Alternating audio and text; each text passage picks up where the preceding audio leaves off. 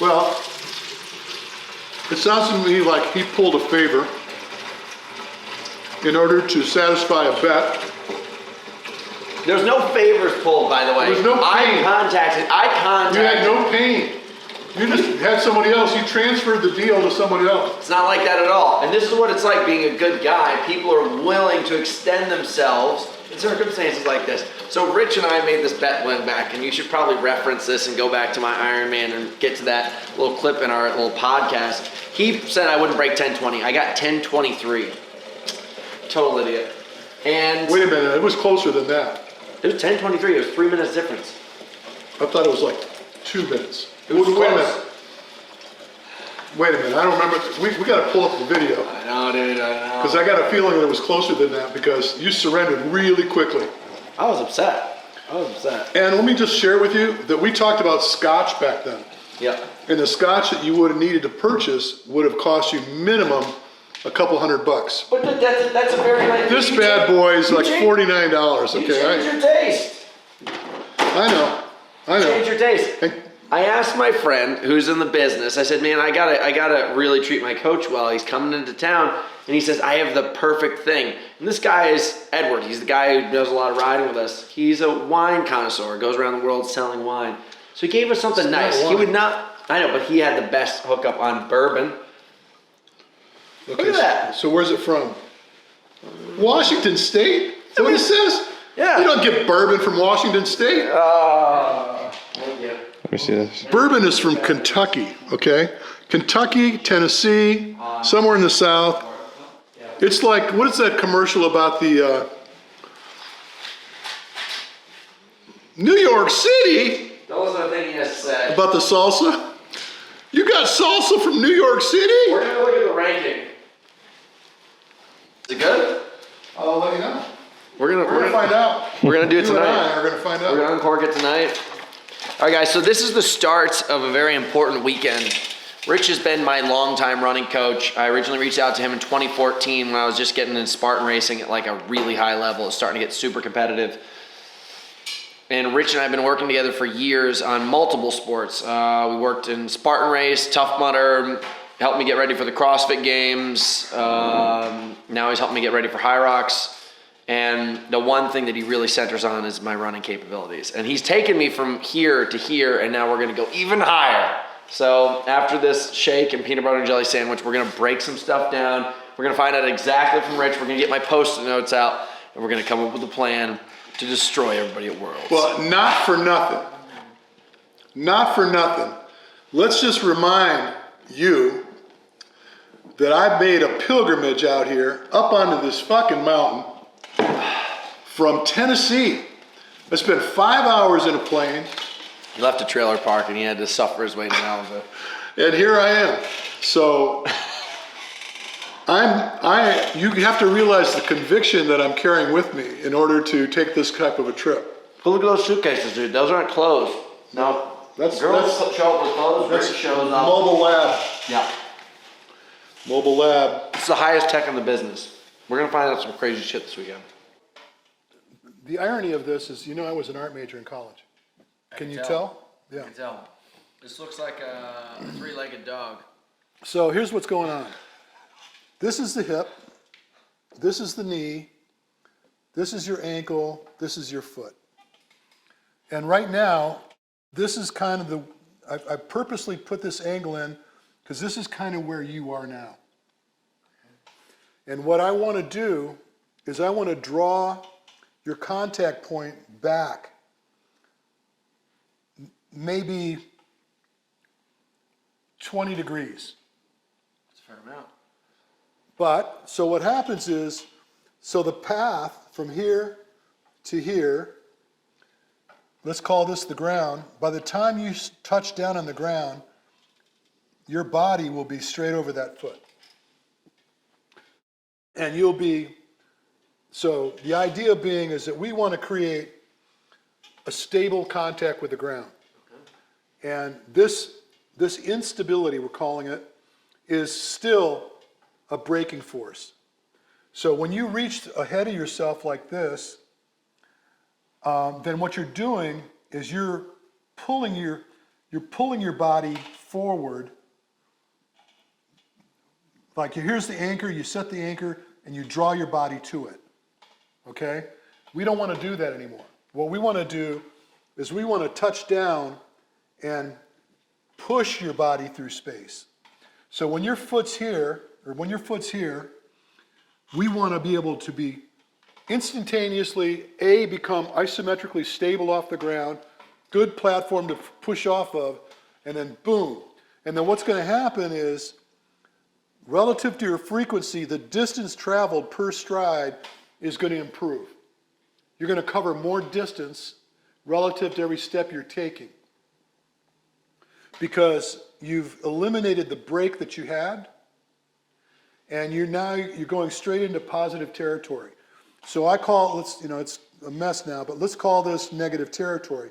You have to overcome this braking circumstance you created to draw your body forward. So if you've ever looked at the way they show ground force reaction on a force plate, when they show a guy running over it, they'll show a heel striker, and they always show this real spike and then this round. So this is the impact, and this is just rolling over that foot. All right? What we want to do is we want to eliminate that completely. We want to go right into positive territory right away. So we're not pulling anymore, we're pushing. And that little difference in that angle is going to lower the cost of work, because that pulling is expensive. You're trying to work harder, so you're reaching in deep. Try to imagine, you use the analogy of your kayak. You're going to reach in deep, pull hard like this, and then the more force you put into it, the more fatigued you become, right? But you're reaching ahead of yourself to pull the boat forward, right? I don't want you to do that. I want you to touch the ground and move. So just this little shift will change the outcome of your 1 kilometer. And I'm going to bet you by 15 seconds per kilometer. And it's probably going to also lower the cost of work. Your heart rate's going to go down. So if right now you're running at, let's just say hypothetically 165, for the same yield, you're going to be running closer to like 150. You're probably going to drop about 10 beats per minute. You're going to get that data from Dylan. Now see, when you try to appreciate, if you can lower the cost of work by 10 beats per minute, every time you run that 1K, we're not going to get as hot as we were before. Heat will kill you. Heat's what shuts you down, right? So you're not going to get as hot, and you're going to perform that much greater. You're going to be moving along that much more comfortably, which means if you want to, you could take some of the energy you're not wasting here and apply it to some of the other exercises.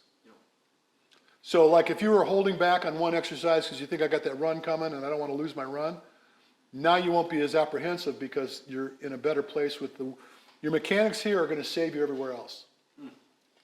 That's what I have in mind. Piece cake. So you're telling me I have to ditch my sweatsuit now? Well, we're not going to sweat today. Are we going to run right now? Yeah, I think we should. I think we should get on the treadmill and fart around a little bit. What's wrong? I'm going to miss my sweatsuit. You can run with your sweatsuit on. I'm starting to grow attached to it. You want to put a heart rate monitor on with that little dealy bob and see what it does? We can warm up and figure it out for a bit. I'll put my regular shorts on also. It's going to cook, dude. I'm kind of nervous about this suit. You know, just based on what you were sharing with me about going up to altitude and being able to improve your oxidative capacity by X, and that's going to help you get that little bit more that you're looking for. Let me show you a way you can do that without having to go anywhere, okay?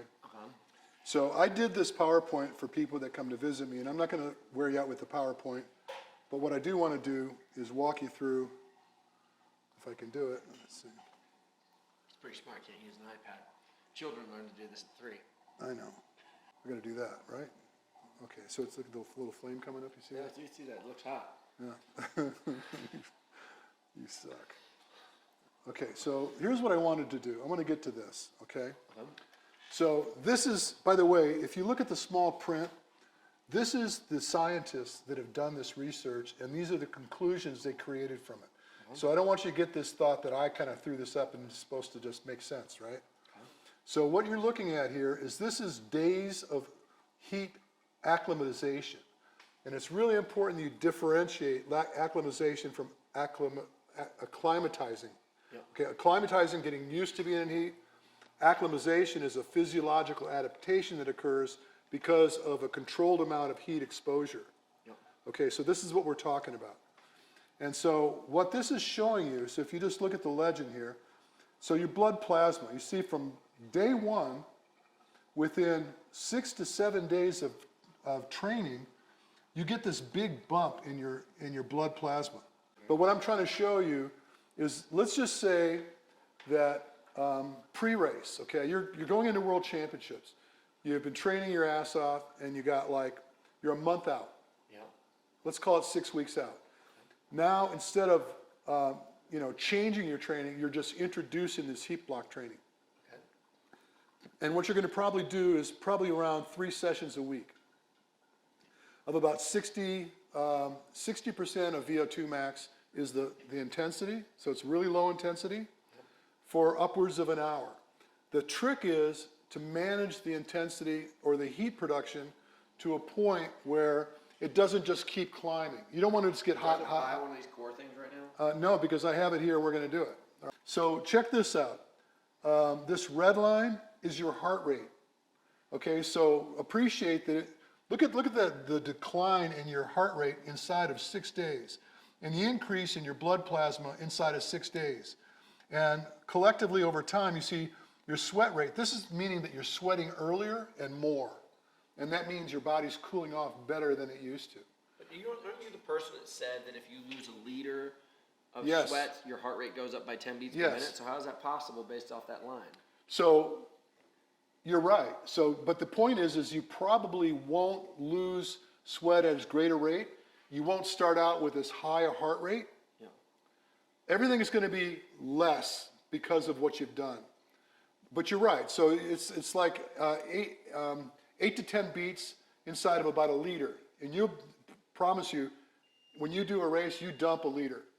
You're gonna lose easily a liter of sweat. More than that. Maybe closer to 2. Yeah. But so appreciate that you lose a liter in, say, the first 30 minutes. So if inside of 30 to 40 minutes and you got 10 minutes left of your race, your performance is starting to fall off. Yeah. So what we're trying to do is we're trying to avoid having that drop off on the later stages of your race. Okay. So I'm just telling you that this is scientific community going to work and saying, hey, you know what? There's some profound results that can occur by managing the amount of heat that you impose on your body while you're training at a lower level of intensity. And I do it in this outfit. Yeah. Oh yeah, what is that? This is like a wetsuit. Oh outfit. shit, yeah, that'll work like crazy. It's no big deal. I sleep in this every single night. That's why the babes are always hitting me up in my DMs. You sleep in that? No, of course not. This is brand new. I just took it out of the bag. The guy sent it to me, and I was like, I will take it, but I'm just gonna be honest. I don't know how I'm going to use this because this is like for like boxers and MMA fighters and stuff. Well, and I was like, dude, I'm it's already perfect for heat block training. The problem with it is that when you try to peel it off, because you're gonna cook, and it's. Is it better to run in this or bike or skier? Well, so the problem is having control over the production of heat. So a lot of people look at this heat production and think, well, what I need to do is get in a sauna and just cook the shit out of myself, right? Yeah. No, that's not how it works. It doesn't. Once you move out of that window of opportunity, it's all for naught. You're cyclist, so he's got strong legs, he's got the stamina. Really want to. Oh, bulk pony. Look at that. I used to be 31 back then, dude. That is 4 years ago. Look at that. Look at that. Look how beefy I am. Look at that mullet. Cars feud. So this screen displays our heart rates. Take that last big breath by Lucas. Will they come out hot? And there it is. Here we are on the start of the Elite 6 engine going, and now He he's went out running his so race. much hotter than us. Look at There's this. Tobias. Oh man, Toby Oh, I remember this. coming Look how far through, behind I am. moving on to it now. I noticed he had the shorter strides on his run right there. I wonder if that's what. Okay. McIntyre. 100. Okay, so So anyway, just showing you, this is, I would get this. So if you were doing this, and I was sharing on the app, when you do heat block training, I'll see what you did. this is all for core. Yeah. Here's what you're gonna have to do. You're gonna have to leave that thing here, and then I'll just Venmo you the money. You're gonna have to get another one Okay. because we may never get it up here. The mail.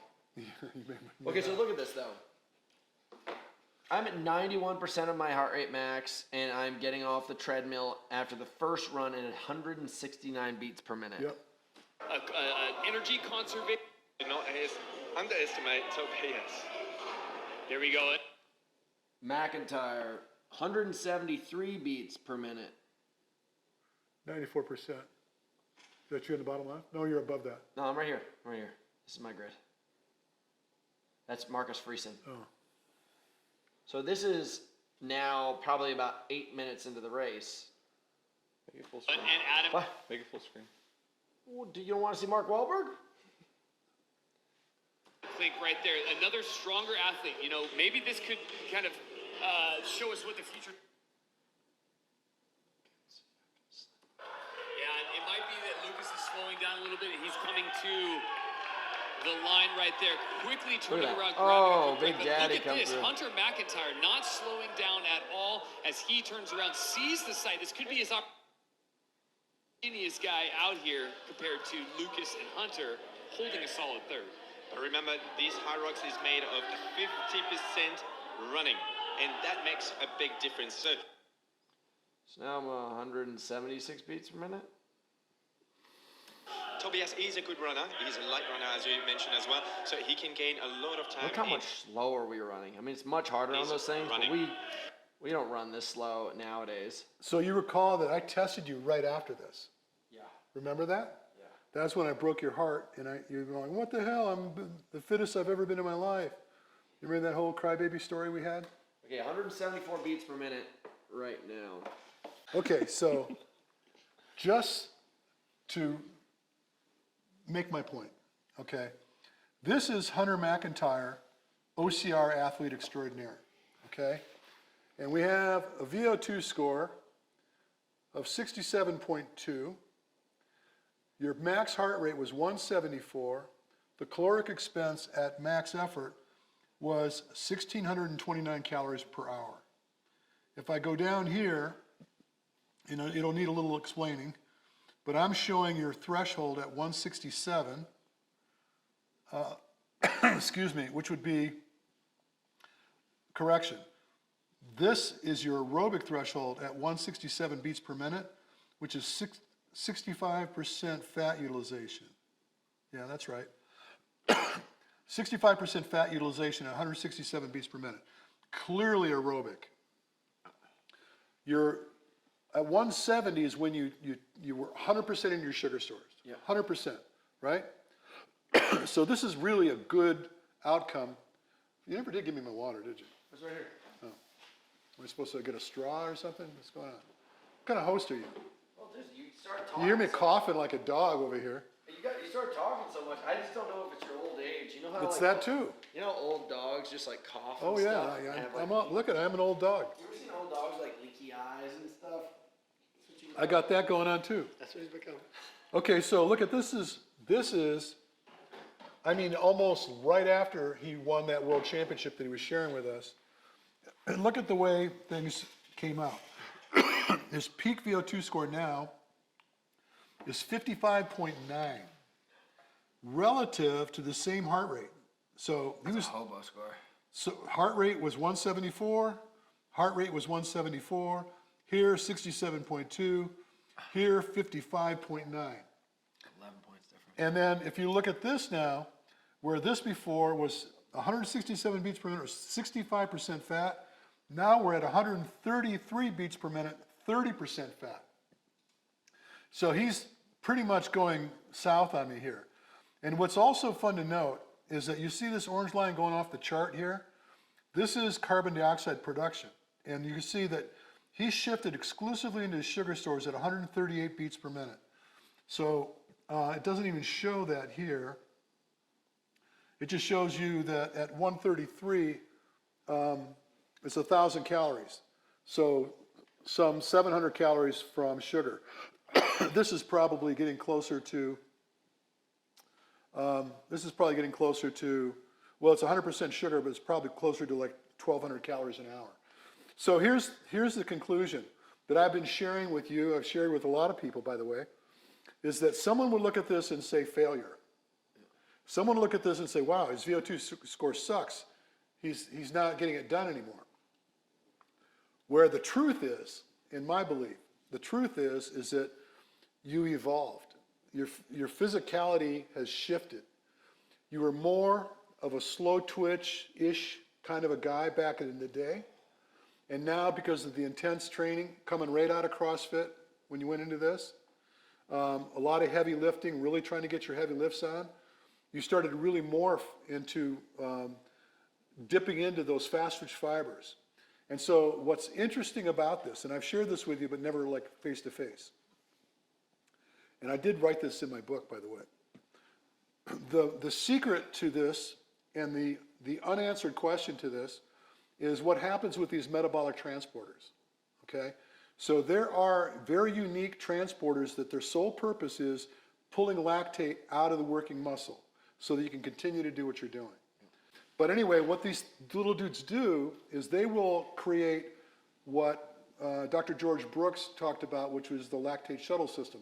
Move the lactate out of the working muscle, put it into the quiet parts of the body, let it reside there for a bit, make its way back down to your liver, get converted to glucose, and then ultimately go back into your working muscle as a rebate.